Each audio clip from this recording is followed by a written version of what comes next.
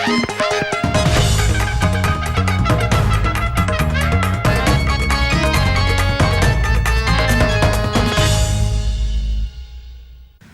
मैं हूं मुनीश पांडे। आप देख रहे हैं आज तक। महाराष्ट्र की इस गर्म राजनीति की बातचीत हम करेंगे आज गर्म गर्म चाय की चुस्कियों और वड़ा पाव के बीच में। आज हम जिस विधानसभा क्षेत्र में मौजूद हैं ये चेंबूर इलाका है। चेंबूर एक ज़माने में जो सबब है मुंबई का उसमें सबसे पॉश माना जाता था, लेकिन आज इसकी हालत थोड़ी ख़राब हो गई है। हमारे साथ इस पर बातचीत करने के लिए अलग अलग पार्टी के अलग अलग उम्मीदवार हैं। हमारे साथ दीपक निखालजे जी हैं जो कि आरपीआई से चुनाव लड़ रहे हैं। उसके साथ साथ हमारे साथ सारिका जी हैं जो एमएनएस से चुनाव लड़ रही हैं, और रविंद्र पवार हैं जो कि एनसीपी से चुनाव लड़ रहे हैं। निखालजी जी, पहला सवाल मैं आपसे ही शुरू करूंगा। 10 साल यहाँ पर कांग्रेस रही, उसकी 15 साल उसके पहले बीजेपी की सरकार थी। पिछले 10 सालों में चेंबूर ने क्या क्या देखा है, क्या खोया क्या पाया? चेंबूर की जो भी समस्याएं हैं वो सारे चेंबूर वासियों को पता है, और आने वाले इस चुनाव में सारे चेंबूर वासी लोग, उनकी जो समस्या का हल नहीं हुआ है वो इलेक्शन के वोटिंग के माध्यम से लोग करेंगे। और जहाँ तक कि यहाँ पे बेरोजगारी का प्रश्न है, उसी के साथ साथ स्लम का प्रश्न है। ज़्यादातर चेंबूर में स्लम ज़्यादातर है, तो उन लोगों को अच्छे घर दिलाने का है। उसके साथ एडमिशन के टाइम कि ये बच्चा स्लम में रहता है करके उनका एडमिशन नहीं हो रहा है, तो ये सारी समस्या को लेके हम लोग चलेंगे। चेंबूर में ये सारी समस्या है। दूसरी समस्या चेंबूर में शिवाजी नगर में डंपिंग यार्ड होने के कारण वहाँ का प्रदूषण चेंबूर में ज़्यादा होता है। जब आदमी सुबह मॉर्निंग वॉक के लिए जाता है फ्रेश हवा लेने के लिए, तो उसका दम घुटता है क्योंकि प्रदूषण इतना हो गया है। तो हम लोग सबसे पहला प्राधान्य चेंबूर में ज़्यादा से ज़्यादा झाड़ लगाने का अभियान हम लोग शुरू करेंगे और प्रदूषण मुक्त चेंबूर करेंगे। जी बिल्कुल मैडम, आपसे भी यही सवाल रहेगा मेरा। 10 सालों से कांग्रेस ने यहाँ पर उनके विधायक थे, क्या लगता है आपको कितना सही उन्होंने काम किया, क्या कुछ किया क्या नहीं किया? मुझे आपने अभी जो बोला अच्छा लगा सुनने के लिए, विकसित और अच्छा सुशोभित चेंबूर। एक्चुअली मुझे सुनकर थोड़ी हंसी आई क्योंकि अच्छा तो है चेंबूर हमारा, पर सुशोभित नहीं है। विकसित तो है पर वो दिखाई नहीं देता है, क्योंकि जैसे राज साहब ने जो ब्लूप्रिंट में हमारे मुद्दे मांडे हैं, जो कि ब्यूटिफिकेशन ऑफ गार्डन्स, ये तो है क्योंकि गार्डन की आप देख रहे हो क्या परिस्थिति है, जो हमारे मैनिफेस्टो में सबके दिखाई देता है, पर ऐसा गार्डन कहीं है नहीं। पीएल लोखंडे मार्ग में जहाँ पे हमारे स्थानिक आमदार हैं, वहाँ आप मुझे बता रहे हैं कि 10 साल तक पानी की समस्या नहीं सुधरी है। ठीक है, छेड़ा नगर में 1 घंटा लगता है ट्रैफिक के एक सिग्नल पे, तो वो जो 15 मिनट ईस्टर्न एक्सप्रेस हाईवे है उसका हमको क्या लाभ हुआ है? मोनोरेल तो बना है, मोनोरेल के वक्त जो उन्होंने स्पीड ब्रेकर्स लिए थे, आप मुझे बता रहे हैं कि मोनोरेल चालू होने से आज तक उनको वहाँ पे स्पीड ब्रेकर बनाने की जगह नहीं मिली। तो फिर क्या है, 10 साल में उन्होंने क्या किया है जो हमको लगता है कि चेंबूर के सब लोगों को लगता है कि वो वापस वोट करके उन्हें लेके आएंगे। मुझे लगता है कि अभी बहुत समय हो गया, 10 साल हो गए, और महाराष्ट्र नवनिर्माण सेना का जो ब्लूप्रिंट है उसके वजह से हमारी सीट तो आएगी चेंबूर में, और हमारा ही उम्मीदवार यहाँ पे आएगा, क्योंकि जो हमारे मैनिफेस्टो में लिखा है उसे अगर लोग पढ़ेंगे तो एक विकसित चेंबूर और महाराष्ट्र का जो सपना है उसको देख के ही लोग हमें वोट करेंगे। पवार साहब, आपके पुराने साथी यहाँ पे सत्ता में थे, क्या आपको लगता है 10 सालों में उन्होंने काम नहीं किया? क्या क्यों ऐसा क्यों लग रहा है लोगों को? देखिए, राष्ट्रवादी कांग्रेस पार्टी और कांग्रेस पार्टी गठबंधन सरकार थी, और वो सरकार के माध्यम से जो विकास करने के बारे में जो जो योजनाएं तय की गई थी, उन योजनाओं के अनुसार कुछ काम हुआ है। जैसा कि मोनोरेल हुआ, या ईस्टर्न फ्रीवे हुआ, या जो भी अपना सांता क्रूज चेंबूर जो लिंक रोड करने का, वो काम बड़े बड़े काम है। वो तो राज्य सरकार की परियोजना, राज्य सरकार की है, लेकिन चेंबूर के बारे में जो विकसन होना चाहिए तो फुलफिल नहीं हुआ, हम मान लेते हैं। और अगर अच्छा होता था, जहाँ कांग्रेस के कैंडिडेट यहाँ आज उपस्थित होते थे तो उनके सामने हम ये बयान कर सकते थे।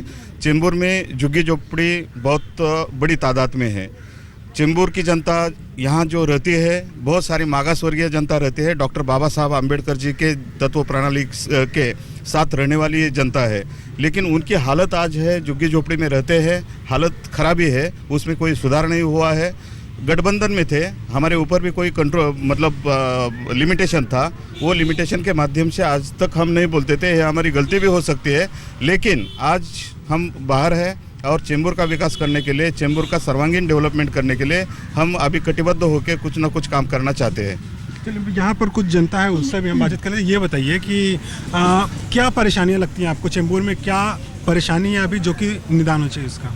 चेंबूर में सबसे ज़्यादा परेशानी है डंपिंग ग्राउंड की। जो कचरा है वो कचरा उठाया नहीं जाता है, और जो नाले हैं वो नाले पूरे ओपन बनाए हैं, खुले पूरे नाले। और जो स्थानिक आमदार है उन्होंने जो गार्डन बनाया दिखावे के लिए सब कुछ किया है, लेकिन जो पैसे का घोटाला है वो क्या है, और वो गार्डन में जाके देखिए आप कितना कचरा भरा पड़ा। देखा जाए तो यहाँ पर 5 साल से कांग्रेस की सत्ता है, लेकिन इस बार का चुनाव जो है वो अलग होने वाला है, क्योंकि हर एक पार्टी अलग अलग इस मैदान में है। यहाँ पर हमारे साथ 2 पार्टियों के नेता जुड़े हुए हैं, उम्मीदवार है। एमएनएस की ओर से हमारे साथ है संजय नाइक और बीजेपी की ओर से हमारे साथ है मधुकर चौहान। पहले जाएंगे बीजेपी के पास और उनसे बात करेंगे। सर, आपसे जानना चाहेंगे, 5 साल कांग्रेस की सत्ता थी, क्या कुछ काम हुए हैं, नहीं हुए हैं? मैं किसी यहाँ का जो अभी प्रेजेंट एमएलए है उनके बारे में व्यक्तिगत में कुछ बोलना नहीं चाहता हूँ। हमने प्रचार का स्तर एक रखना ना भारतीय जनता पार्टी ने निर्णय लिया है। जो कुछ बातें करनी है पॉलिसी डिसीजन के ऊपर करनी है। मूलतः भायकाला एरिया है वो चार्ल्स का है, या मराठी भाषिक रहते हैं, हिंदी भाषिक रहते हैं, मुस्लिम भाई बहन हैं, चार्ल्स में रहते हैं, जिसको सेज बिल्डिंग बोलते हैं। जब यूटी शासन था तब पर्टिकुलरली माननीय बाला साहेब ठाकरे, प्रमोद महाजन, इनके नेतृत्व में हमने तय किया था कि जिस तरह झुग्गी झोपड़ियों में रहने वाले लोगों को 180 से ज़्यादा 250 गज स्क्वायर फुट की जगह देनी चाहिए, और फ्री हाउसेस के लिए उनके एक स्कीम बनाई थी। उसके बाद गत 15 साल में यहाँ कुछ नहीं हुआ है।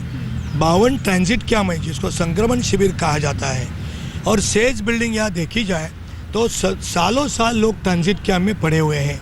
उनका एक तो पुनर्निर्माण चालू है। आप यदि जाके इस इलाके में घूमोगी तो बड़े बड़े टावर्स करें, आई डोंट माइंड, जिनके नसीब में टावर में बड़े फ्लैट में रहना है वो आराम से रह सकते हैं, वो उनका सवाल है। लेकिन जो गरीब है, चाल में रहते हैं सदियों से, मुंडे लगे हुए, प्रॉपिंग किया हुआ है, तो कोई ख्याल नहीं किया गया कांग्रेस के शासन में। चौल का जो प्रश्न है वो बीजेपी उठा रही है। आपको क्या लगता है 5 साल में कौन से काम है नहीं हो पाए जो ज़रूरतें हैं इस विधानसभा क्षेत्र में? मैं हमारे दादाजी का, मधु चौहान जी का मैं यही कहूँगा, क्योंकि पार्टी बड़ी है, पॉलिसी डिसीजन के ऊपर वो बात करना उनका हक है, वो ज़्यादा उनमें जानकारी है।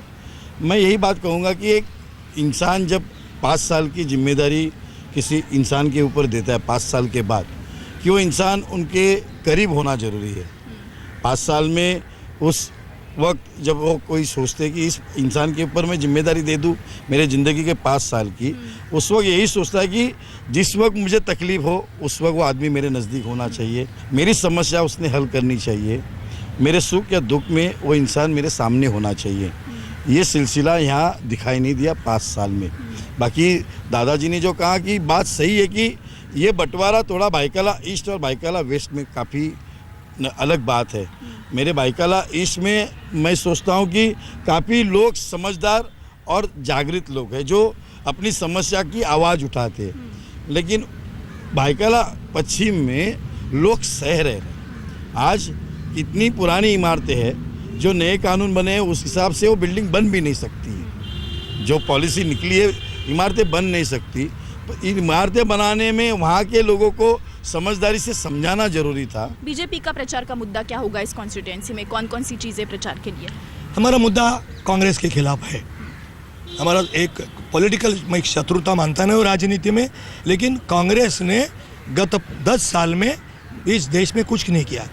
आपको मालूम है कि महाराष्ट्र की आबादी 11 करोड़ से ज़्यादा है, उससे 52 मेरे जानकारी के से मुताबिक 51-52% ये शहर में है।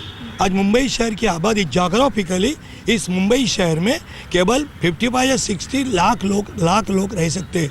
आज करीबन हमारा कहना कांग्रेस के खिलाफ है। एमएनएस का क्या होगा प्रचार का मुद्दा? हमारा कहना वही रहेगा जो दादाजी कह रहे, लेकिन मैं अलग बात के ऊपर जाना चाहता हूँ कि हमारे राज ठाकरे जी ने बीच में ब्लूप्रिंट महाराष्ट्र की डेवलपमेंट की है, तो मेरा टारगेट है। चलिए, तो विकास के मुद्दे पर कहीं ना कहीं दोनों जो पार्टियां हैं वो यहाँ पर आगे बढ़ना चाहती है, लेकिन अब जनता तय करेगी कि 5 साल किसके हाथ में सत्ता देनी है। जैसे कि बीजेपी के नेता ने कहा कि जनता सब देख रही है।